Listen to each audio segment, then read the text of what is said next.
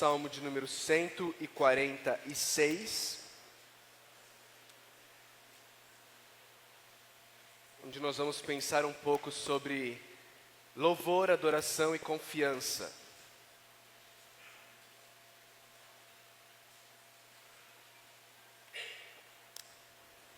Peço que você ouça com fé a leitura da palavra de Deus. Aleluia! Louve, ó minha alma, o Senhor. Louvarei o Senhor por toda a minha vida. Cantarei louvores ao meu Deus enquanto eu viver. Não confie em príncipes, em meros mortais, incapazes de salvar. Quando o espírito deles se vai, eles voltam ao pó. Naquele mesmo dia acabam-se os seus planos. Como é feliz aquele cujo auxílio é o Deus de Jacó, cuja esperança está no Senhor, no seu Deus, que fez os céus e a terra, o mar e tudo o que neles há, e que mantém a sua fidelidade para sempre. Ele defende a causa dos oprimidos e dá alimento aos famintos. O Senhor liberta os presos, o Senhor dá vista aos cegos, o Senhor levanta os abatidos. O Senhor ama os justos. O Senhor protege o estrangeiro e sustém o órfão e a viúva, mas frustra o propósito dos ímpios. O Senhor reina para sempre. O teu Deus, ó Sião, reina de geração em geração. Aleluia. Vamos orar mais uma vez? Senhor Deus, nós estamos diante da tua palavra. Nós queremos ouvir a tua voz, Deus. Nós queremos ser transformados pela tua palavra, Senhor. Para isso, Deus, nós começamos reconhecendo, confessando a nossa total incapacidade, a nossa total pequenez diante de tamanha tarefa, Deus, mas também a nossa total confiança no poder do teu Santo Espírito, Deus. Por isso nós suplicamos nessa manhã, pedindo que o teu Santo Espírito haja de maneira poderosa e sobrenatural na minha vida, na vida dos meus irmãos e irmãs, aqui nessa manhã, à medida que a palavra do Senhor é pregada, Deus. Nós suplicamos que o teu Santo Espírito tome a espada dele, penetre fundo em nossos corações e transforme nossas vidas, Deus. Nós reconhecemos que se não for o teu Santo Espírito agindo nessa manhã, o que vai acontecer aqui será algo meramente humano, temporal, oco e sem vida. Ó Pai, mas se o teu Santo Espírito agir, se o teu Santo Espírito usar a palavra que ele inspirou, nós cremos que vidas serão transformadas pelo Evangelho do Senhor Jesus Cristo, para a glória do teu nome, o nosso poderoso Pai. É em Cristo Jesus que nós oramos. Amém. Queridos, nós vamos olhar para esse salmo nessa manhã, pensando sobre essa questão de buscar a Deus e pensando sobre essa questão de louvor, de adoração e de confiança. Esse salmo, ele fala sobre essas coisas, ele fala sobre louvor, ele fala sobre adoração e ele fala sobre confiança. O Salmo 146, ele é o primeiro salmo de uma série que vai até o Salmo 150, em que o salmista, ele começa e ele termina o salmo usando a mesma palavra, a palavra aleluia. Aleluia. Talvez você use essa palavra no culto, ou se você é batista, você não usa essa palavra no culto, mas talvez você a use e talvez você não saiba o significado dessa palavra. Essa palavra aleluia, ela é uma palavra, uma interjeição que está no plural, ela é uma convocação ao povo de Deus, para que o povo de Deus, de forma coletiva, adore, exalte, louve o nome de Yahweh, o Deus de Israel, o nosso Deus. É isso que aleluia significa. É esse chamamento coletivo para que o povo de Deus reunido louve, adore, exalte o Senhor. E o salmista, nesses últimos salmos do saltério, ele faz isso, ele começa e termina o salmo usando essa interjeição de convocação coletiva do povo para adorar, exaltar o nome de Deus. E aqui no Salmo 146, ele começa com essa palavra, com essa convocação coletiva, mas imediatamente ele deixa de olhar para o povo, para o coletivo, e ele passa a olhar para dentro de si mesmo, para a sua alma.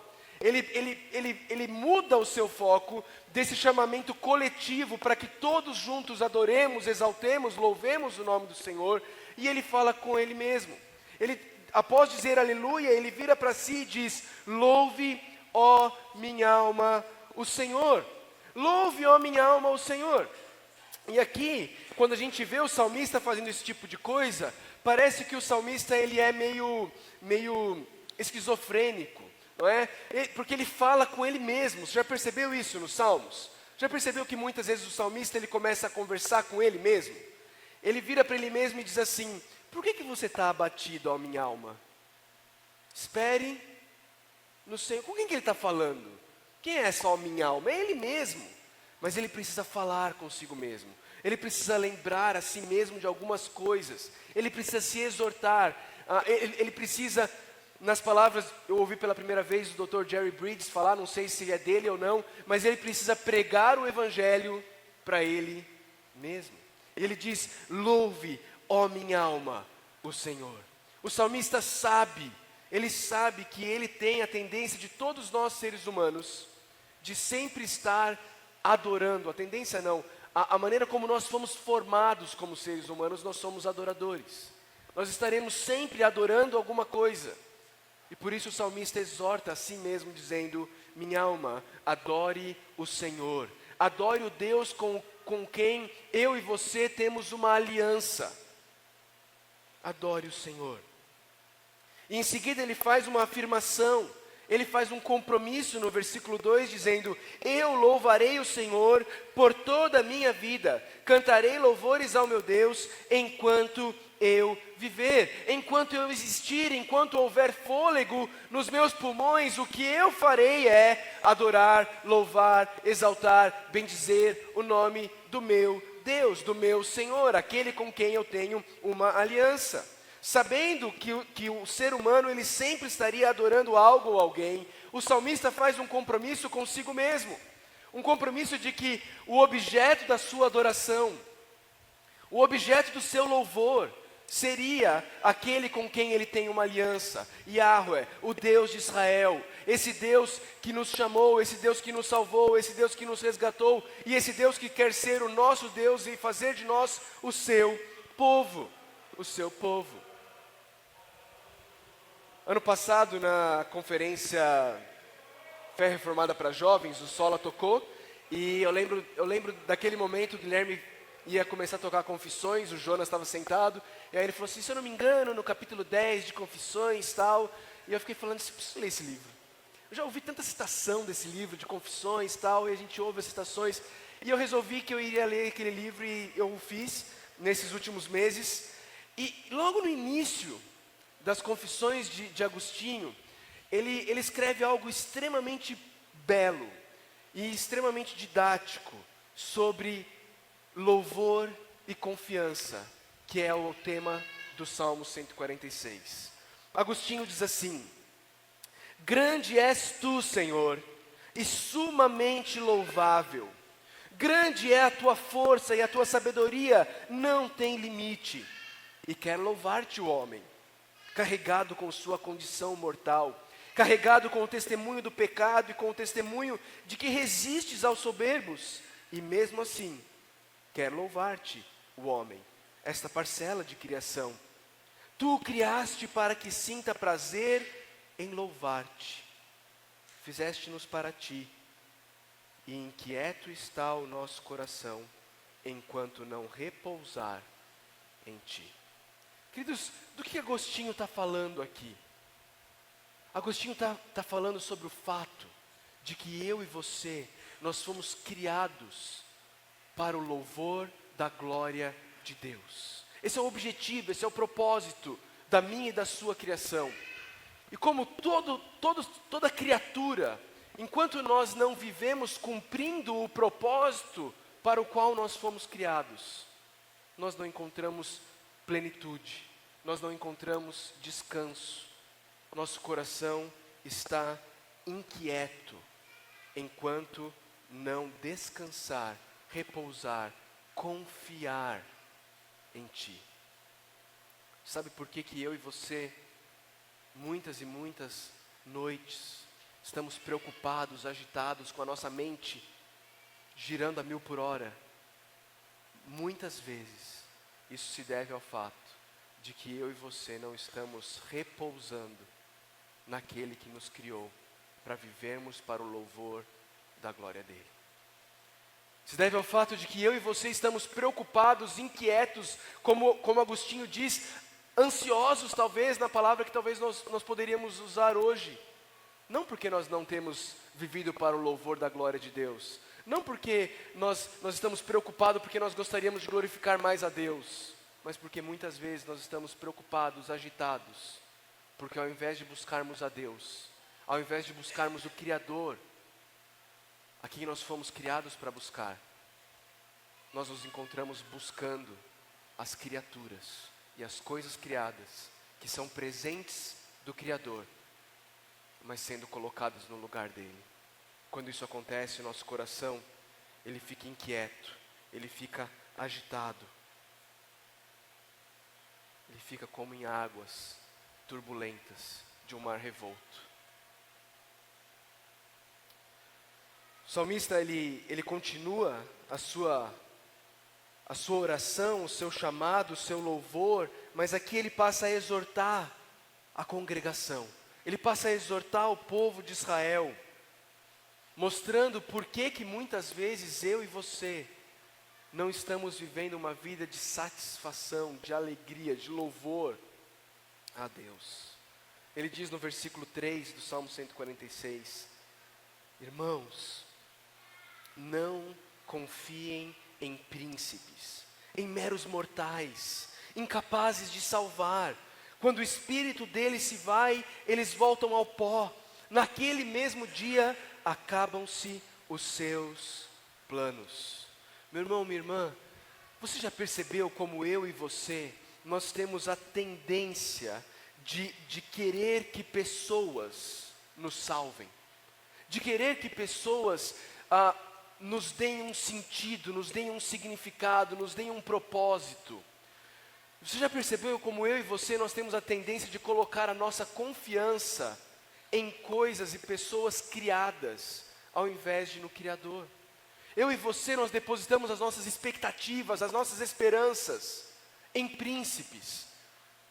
Talvez você, moça, esteja colocando a sua esperança de realização, de propósito, de identidade, de alegria, de satisfação, no dia em que virá o príncipe encantado, montado num cavalo branco.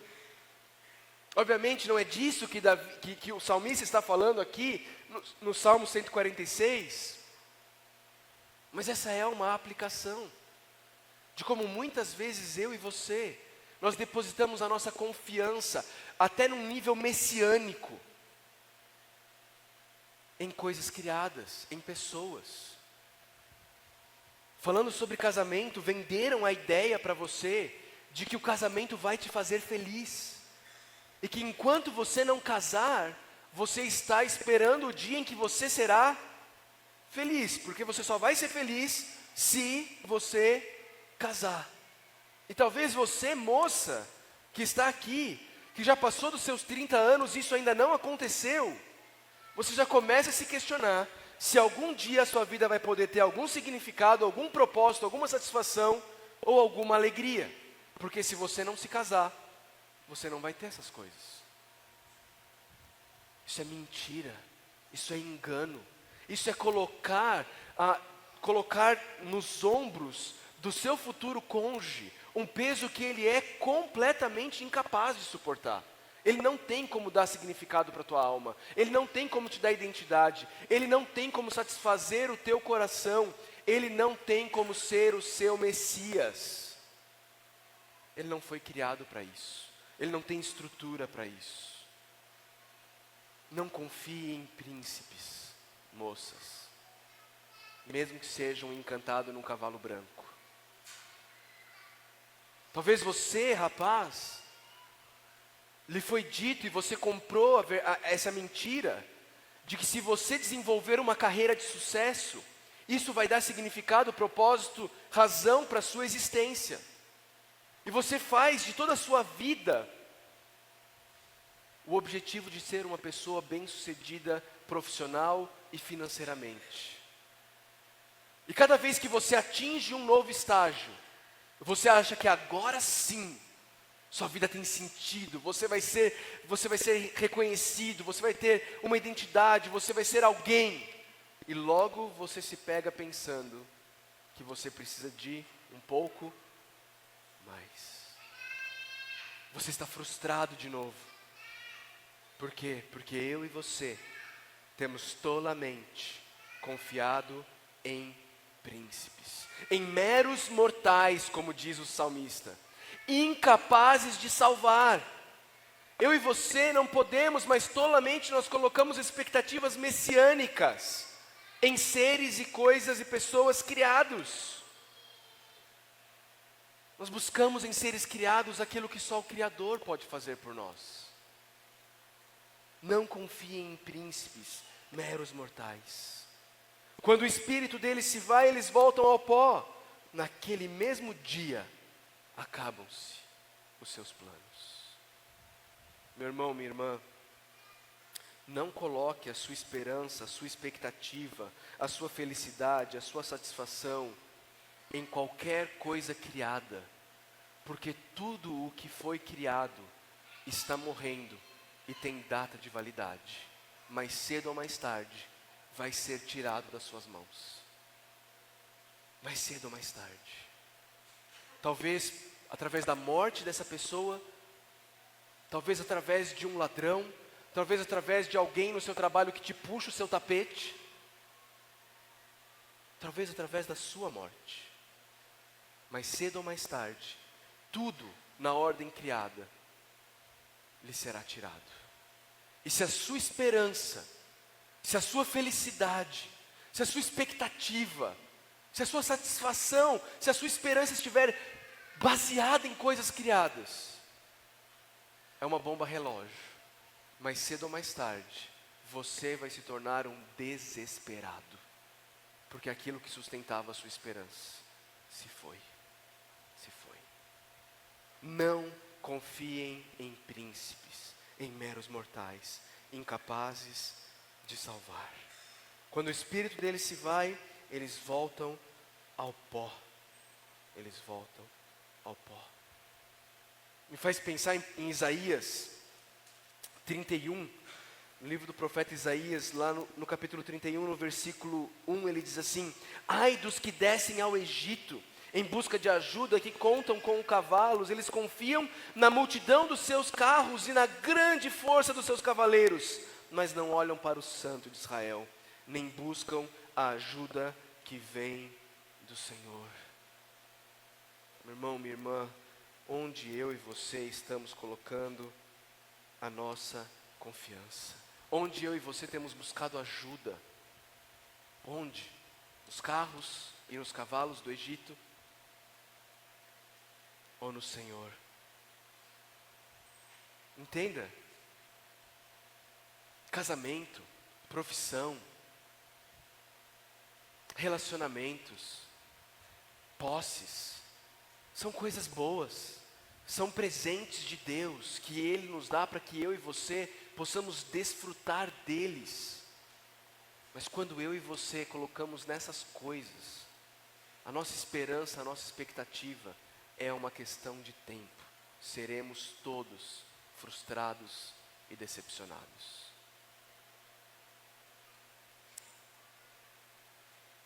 No versículo 5, o salmista, ele fala a sua última bem-aventurança. É a última bem-aventurança dos Salmos. É o Salmo 146, versículo 5, onde ele diz: como é feliz aquele cujo auxílio é o Deus de Jacó, cuja esperança está no Senhor, no seu Deus. Não é interessante pensar por que o salmista cita Jacó? Obviamente é uma citação onde Jacó ele é um representante de todo um povo, mas é interessante pensar no fato de que ele cita Jacó como indivíduo aqui. O Deus de Jacó. Quem foi Jacó? Ele cita Jacó porque Jacó foi o patriarca. É verdade. Mas quem foi Jacó? Jacó foi aquele herói da fé, não é? É aquele homem que nós temos que olhar e dizer assim: meu filho, você precisa ser como Jacó. Seja como Jacó. Você se lembra quem foi Jacó? Jacó foi um manipulador, um cara de esquemas, um cara que colocava sua confiança na sua capacidade de engendrar planos maquiavélicos para conseguir garantir que o seu jeito, o seu objetivo iria ser bem sucedido. E é assim que ele rouba a primogenitura do seu irmão. Uma primogenitura que já lhe havia sido prometida pelo próprio Deus, antes do seu nascimento.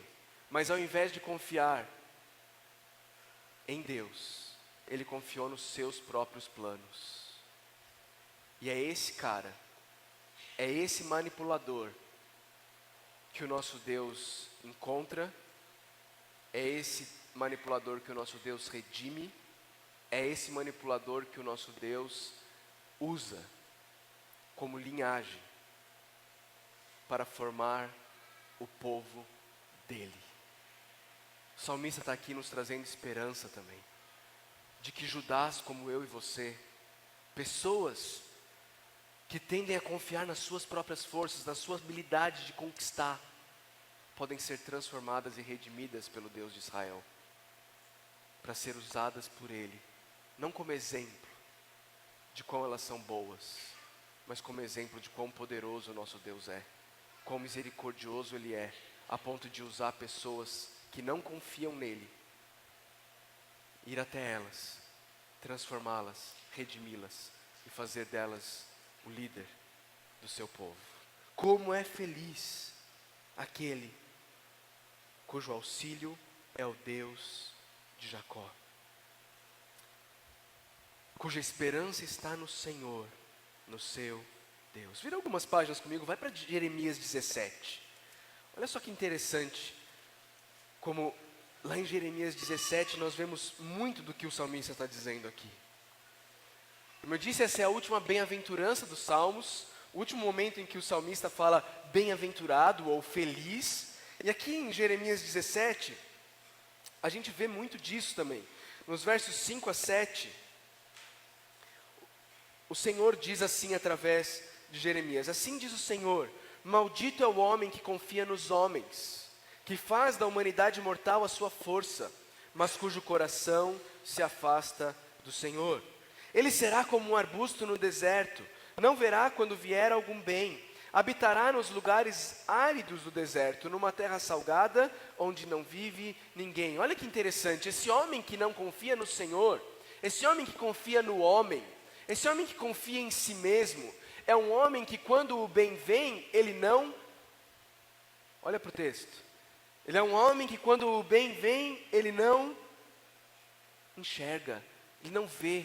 O bem vem, mas ele não enxerga, ele não reconhece, ele não percebe, porque ele não confia no Senhor.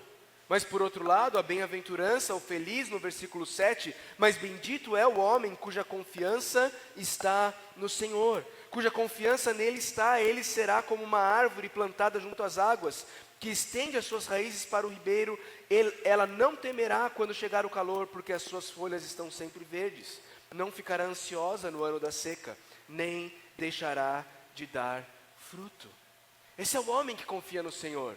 É um homem onde só existe prosperidade. Não é isso que o salmista, que o profeta está ensinando aqui, mas é um homem que em meio ao calor, ele é capaz de continuar dando frutos. E quando a Bíblia fala sobre dar frutos, é interessante isso. Já viu alguma árvore comer do próprio fruto? Já viu? A árvore, ela dá fruto para o benefício de quem? Dos outros.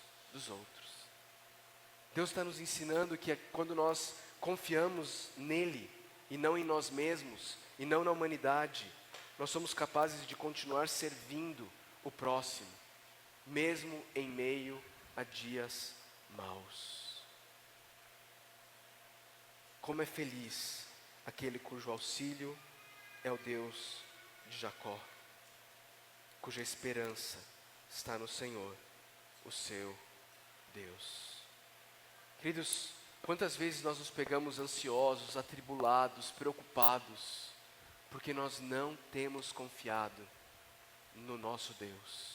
O Deus que tem nos guardado por todos os dias de nossas vidas, mas nós ainda dizemos para Ele: Deus, eu acho que o Senhor não entende. Essa área aqui, esse momento, o Senhor nunca... eu preciso dar uma mãozinha para o Senhor. Certa vez eu li uma história de um lord inglês que em 1653 ele foi enviado da Inglaterra para a Suécia. A Inglaterra estava em meio a uma guerra civil e pela primeira vez um rei inglês foi morto, Carlos I. E aquele lord, ele estava angustiado naquela noite antes de partir para a Suécia, ele não conseguia dormir, e o servo dele chegou para ele e falou: eu posso te fazer 4 perguntas? Ele falou: pode, a primeira você já fez. Então ele fez mais 3. A primeira pergunta foi: você acha que Deus governou bem o universo antes de você nascer? E aquele lord falou: sim. A segunda: você acha que Deus vai governar bem o universo depois que você morrer? Ele respondeu: sim. Então por que você acha que Deus não está governando bem o universo enquanto você está vivo? Descanse no Senhor. Queridos, nós não podemos, mas muitas vezes nós enviamos um zap para Deus com as nossas ansiedades, dizendo: Deus, o Senhor não sabe o que é passar pelo que eu estou passando. É isso que muitas vezes nós dizemos para Deus. E Deus responde com a cruz do Calvário, dizendo: eu sei. Se tem alguém que é mestre em sofrimento, esse alguém sou eu. Como diz o Keller, eu não lembro em que livro, acho que talvez A Cruz do Rei, ele diz algo do tipo assim: quando alguém é pendurado nu no madeiro, como uma carne é pendurada num gancho por um açougueiro, esse alguém se torna a última palavra no assunto sofrimento. Esse é o nosso Deus. Ele sabe o que é sofrer. Nós não temos um sumo sacerdote que não possa compadecer-se de nós. Pelo contrário, nós temos um sumo sacerdote que sabe o que é passar por tudo que nós passamos, porém sem pecar, confiando no Pai. Como é feliz aquele cujo auxílio é o Deus de Jacó, cuja esperança está no Senhor, o seu Deus. E então, a partir do versículo 6, o salmista começa a nos dar as razões porque eu e você podemos confiar no Deus de Jacó. Podemos colocar a nossa esperança no nosso Deus. E a primeira razão é porque o nosso Deus, Ele é o Criador dos céus e da terra. No verso 6 ele diz: esse Deus é o Deus que fez os céus e a terra, o mar e tudo o que neles há. Em outras palavras, Deus fez absolutamente tudo. É tudo dele, foi tudo ele quem fez. E eu não sei você, mas se eu tivesse algo, e esse algo não tivesse funcionando muito bem, e alguém me falasse assim: olha, eu conheço a pessoa que inventou isso, eu conheço a pessoa que criou isso, você quer que essa pessoa cuide disso para você? Eu iria até essa pessoa, eu buscaria essa pessoa, porque não tem ninguém mais apropriado para cuidar de algo do que aquele que criou esta coisa. O salmista está dizendo: tudo foi feito por Ele, a nossa vida é dele, todas as coisas que existem foi Ele quem criou. Confie nele, Ele é o Criador dos céus, da terra, do mar e de tudo que existe no meio de tudo isso daí. Em julho agora eu tive a oportunidade de tirar férias com a minha família. A gente foi em vários lugares, mas um lugar que me marcou muito foi um aquário que nós visitamos. Nós visitamos um aquário grande, cheio de vida marinha lá. A gente viu coisas que normalmente a gente não vê, especialmente se você mora no Goiás, não é? Você não vê. Mas mesmo quem mora na praia não vê algumas das coisas que a gente viu. Nós tocamos numa anêmona. Sabe o que é uma anêmona? É lá onde o Nemo, o pai do Nemo, a mãe do Nemo moravam. A anêmona. Nós tocamos numa anêmona. E nós vimos águas vivas. Não sei se eu digo que elas estavam nadando, acho que elas estavam nadando, acho que é esse o verbo. Não sei. Eu sei que é lindo. A minha esposa falou que eu saí de lá mais crente. porque eu não conseguia fazer outra coisa além de louvar a Deus. E eu virei para minha filha e falei assim: filha, você está vendo como Deus é lindo? E ela falou assim: é? Eu falei: filha, ninguém é capaz de criar algo mais bonito do que Ele mesmo. E se a gente está vendo isso daqui, e isso daqui é lindo, imagina o Deus Criador. Queridos, em meio às nossas ansiedades, preocupações, com os boletos que a gente tem que pagar, com o casamento que a gente precisa um dia conseguir realizar, com a nossa carreira, em meio às nossas preocupações desse mundo, e Deus se preocupa com elas, por menores que elas sejam, eu e você, nós precisamos olhar para o macro e para o micro, e ver o Deus que criou o macro e o Deus que criou o micro, e ficarmos maravilhados com o Deus Criador, que mesmo tendo criado todas as coisas, olha para mim e para você e diz: de tudo no universo, eu sei quem você é, e eu estou cuidando de você. Confie em mim.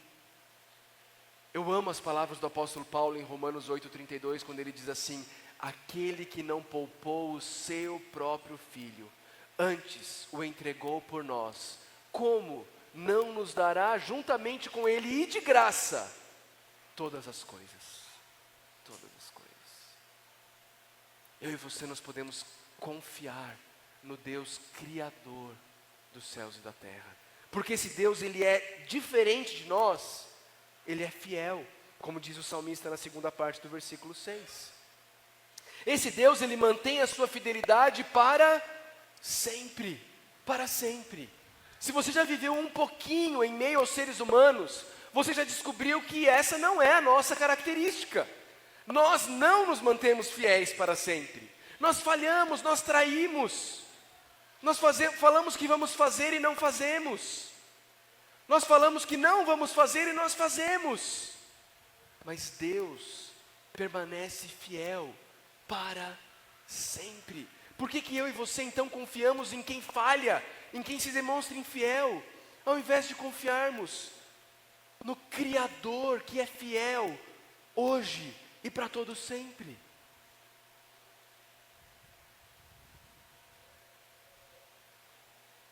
Além de ser o Criador, além de ser fiel, o salmista continua a partir do versículo 7, e ele vai mostrar algo lindo, do porquê eu e você podemos confiar em Deus. Ele vai dizer: porque esse Deus, Ele defende a causa dos oprimidos, dá alimento aos famintos, o Senhor liberta os presos, o Senhor dá vista aos cegos, o Senhor levanta os abatidos, o Senhor ama os justos, o Senhor protege o estrangeiro e sustém o órfão e a viúva, mas frustra o propósito dos ímpios.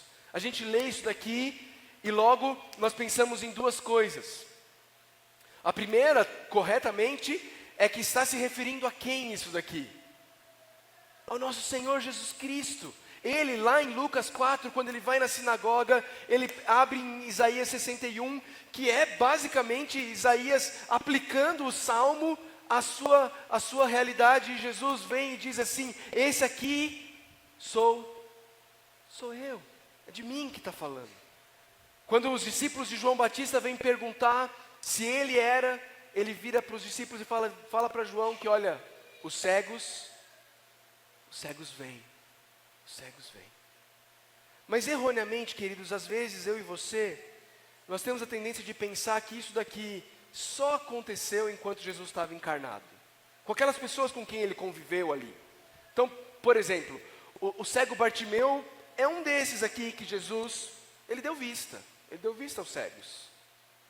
E nós nos excluímos disso, na nossa soberba, na nossa autoconfiança. Mas, queridos, é de mim e é de você que o salmista está falando aqui. Quando ele fala sobre defender a causa dos oprimidos, é de mim e de você que ele está falando. Quando ele fala sobre dar alimento aos famintos, é de mim e é de você que o salmista está falando. Pastor, mas eu nunca passei fome. Por que você não passou fome? Porque ele dá alimento aos famintos. Porque se ele não tivesse dado, você estaria passando fome. O Senhor liberta os presos, é de mim, é de você que ele está falando. Pastor, não, eu preso nunca fui. Pastor Wilson Porte expôs Efésios 2 hoje pela manhã. Lá em Efésios 2, Paulo fala que nós estávamos escravos ao mundo, ao príncipe do mundo e aos nossos desejos e paixões. Sim, nós estávamos presos, nós éramos cativos, mas Ele nos libertou. O Senhor dá vista aos cegos. Não, essa daqui eu sei que meu óculos aqui pode parecer, mas cego mesmo eu nunca fui. Bom, quando Nicodemos vem conversar com o Senhor Jesus, Jesus diz que ele precisa nascer de novo para que ele possa ver o reino de Deus. Se você consegue ver Deus, quem Deus é, ainda com as nossas fraquezas e imperfeições, você só o faz porque Ele deu vista, Ele fez os seus olhos do coração se abrirem. Isso é obra do Senhor Jesus Cristo na minha e na sua vida. O Senhor levanta os abatidos. Somos eu e você. Queridos, quantas e quantas vezes eu e você nos encontramos nessas circunstâncias abatidos, sem vontade de levantar da cama, sem vontade de continuar a viver, desesperançosos.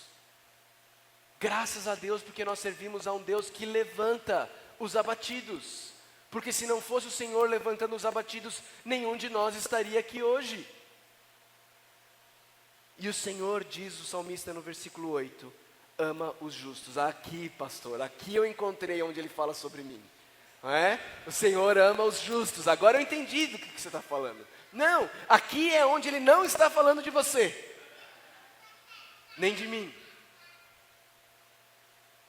Hoje sim, eu e você, nós somos justos. Mas nós somos justos não por causa da nossa justiça, mas por causa da justiça de Cristo.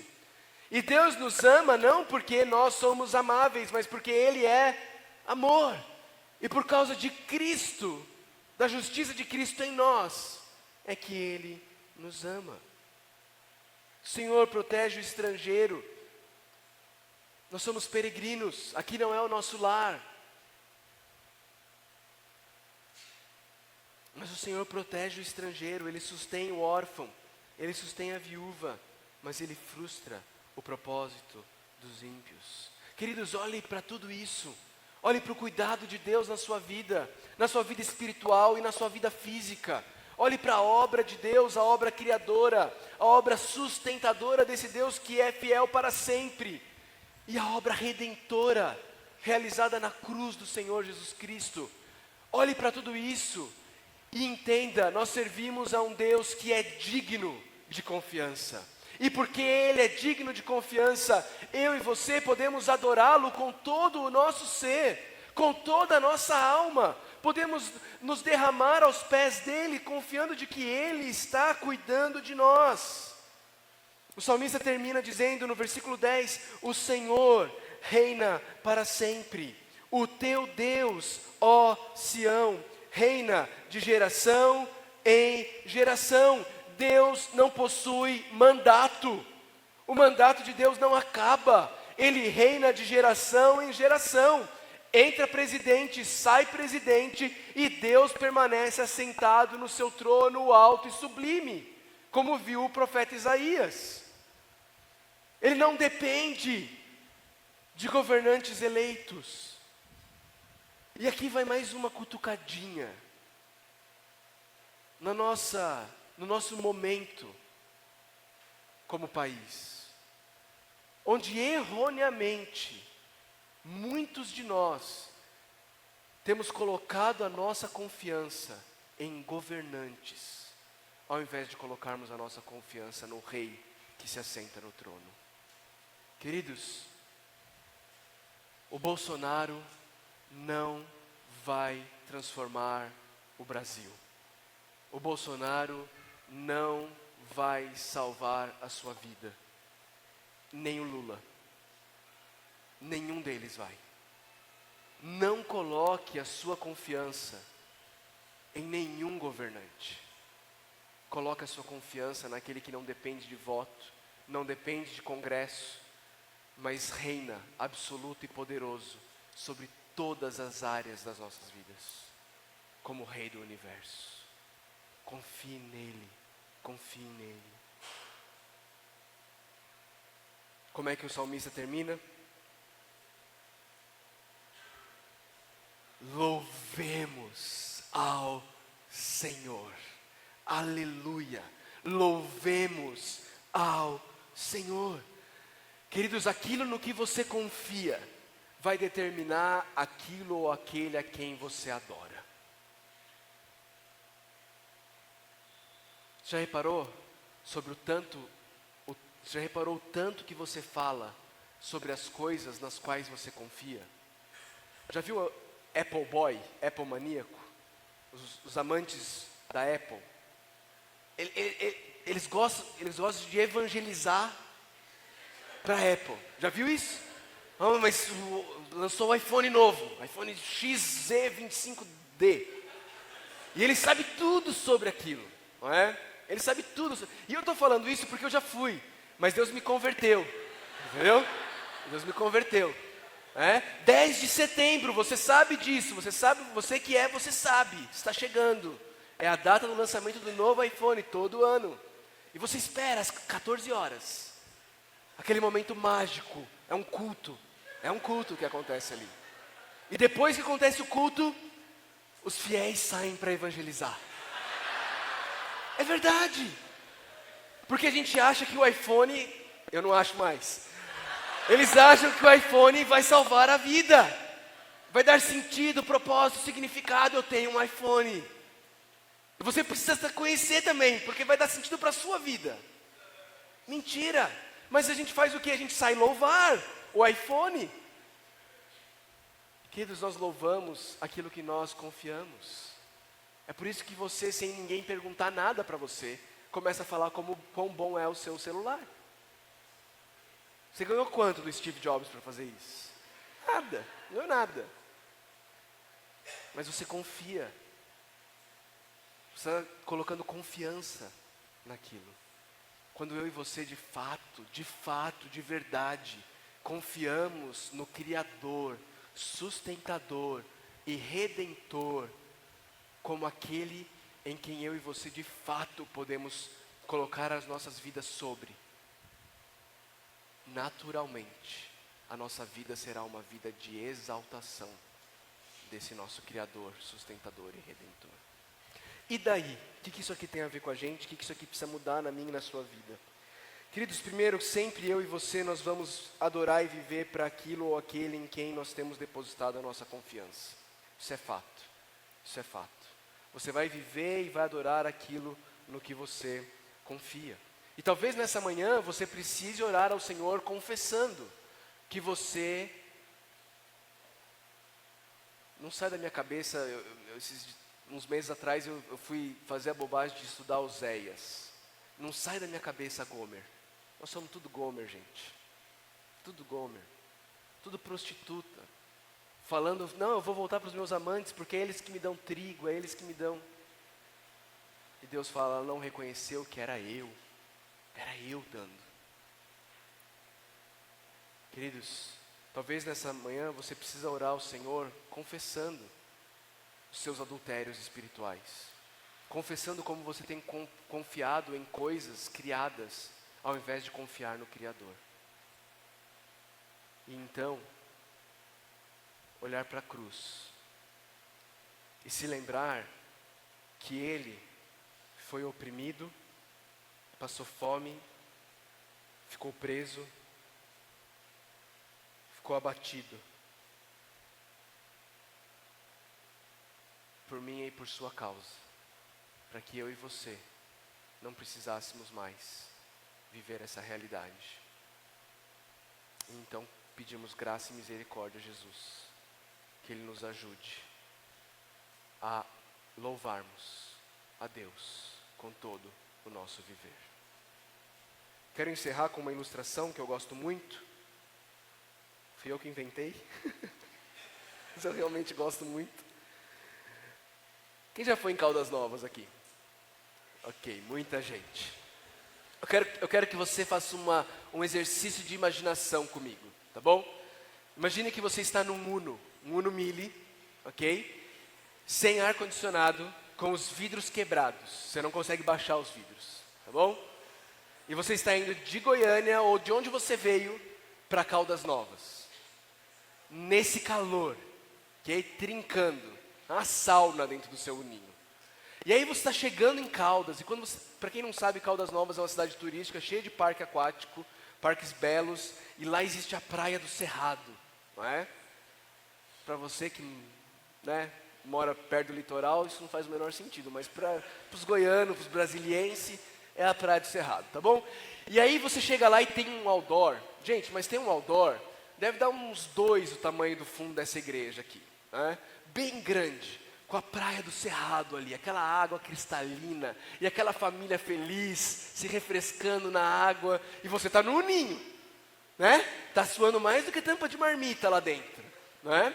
E aí você olha aquela placa, aquele outdoor, e você, com a sua família ali, você instantaneamente, você joga pro acostamento, você para o ninho, você sai do ninho, você vai para diante da placa, e você fica ali, na placa está escrito, refresque-se. E você vai ali e fica ali assim, ó. E aí de repente seus filhos começam a olhar entre eles, para a esposa, seus amigos. O calor fez mal, derreteu os miolos. Por que eles estão falando isso? Porque a placa, ela é incapaz de refrescar o teu corpo quente da viagem. A placa não foi feita para isso. A placa foi feita para te apontar para o lugar onde o seu corpo pode achar refrigério, frescor. Queridos, todas as coisas criadas são placas. Elas são incapazes de trazer vigor, frescor e refrigério para a minha e para a sua alma. Mas elas são placas colocadas pelo Criador para apontar para aquele onde a minha e a sua alma podem encontrar descanso. Aquele que séculos depois do salmista escrever, ele veio e nos disse: vinde a mim, todos os que estão cansados e sobrecarregados, e eu os aliviarei. Paremos de confiar nas placas, mas usemos-as com alegria para chegarmos ao destino final, o Criador das nossas almas. Que Deus nos ajude.